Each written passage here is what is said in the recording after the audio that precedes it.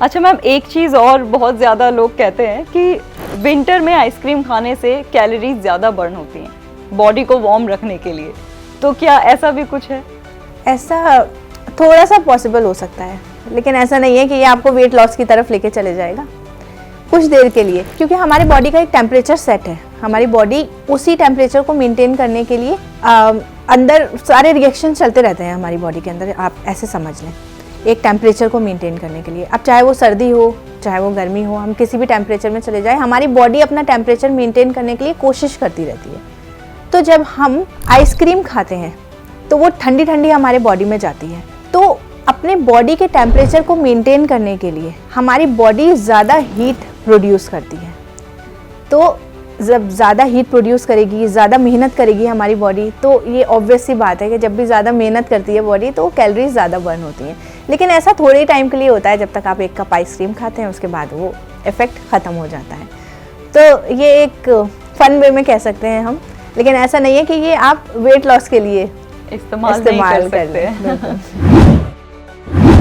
अच्छा मैम, ऐसा भी होता है, स्पेशली अगर आइसक्रीम की बात करें तो कई दफ़ा ये मिडनाइट जो क्रेविंग्स होती हैं बहुत ज़्यादा होती हैं। जैसे आधी रात को कुछ खाने का मन कर गया, आइसक्रीम खाने का मन कर जाता है, कई बार फ्रूट्स खाने का।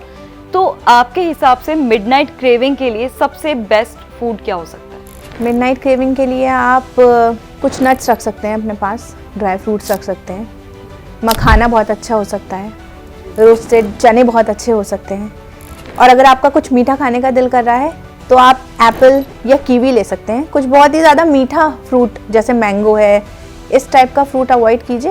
एप्पल या कीवी, थोड़ा सा कम ग्लाइसेमिक इंडेक्स वाला फूड, वो आप ले सकते हैं, वो अच्छा रहता है।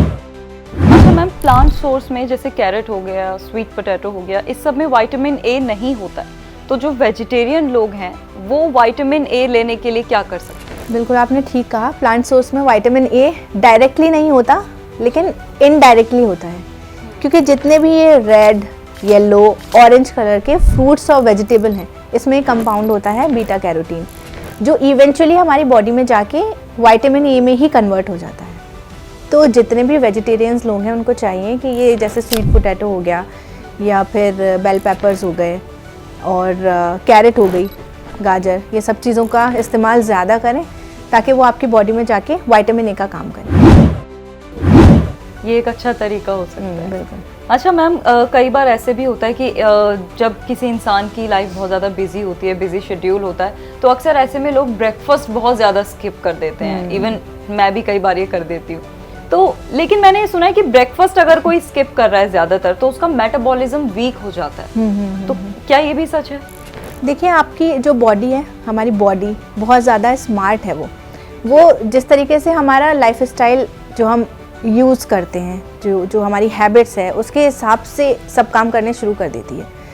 तो अगर हम अपना ब्रेकफास्ट स्किप करते हैं, ब्रेकफास्ट कहते हैं कि दिन का सबसे अच्छा मील होना चाहिए, क्योंकि वही हमें पावर, एनर्जी देता है पूरे दिन के लिए, और उसी को अगर हम स्किप कर देते हैं तो बिल्कुल हमारा मेटाबॉलिज्म स्लो हो जाता है, क्योंकि हमारी बॉडी कहती है कि मुझे फ्यूल नहीं मिला, मुझे एनर्जी नहीं दी तुमने, तो मैं आराम से धीरे धीरे काम करूँगी। तो ये एक मिथ है कि ये आपको वेट लॉस करेगा, वेट लॉस की तरफ लेके जाएगा, ऐसा नहीं है, बल्कि ये आपका और वेट बढ़ाता है।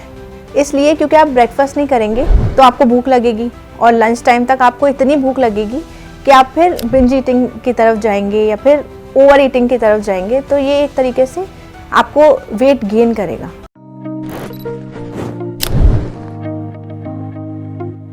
हेल्थ से जुड़ी सभी अपडेट्स को जानने के लिए आप हमारे चैनल को सब्सक्राइब कर सकते हैं और बेल आइकन दबाना ना भूलें।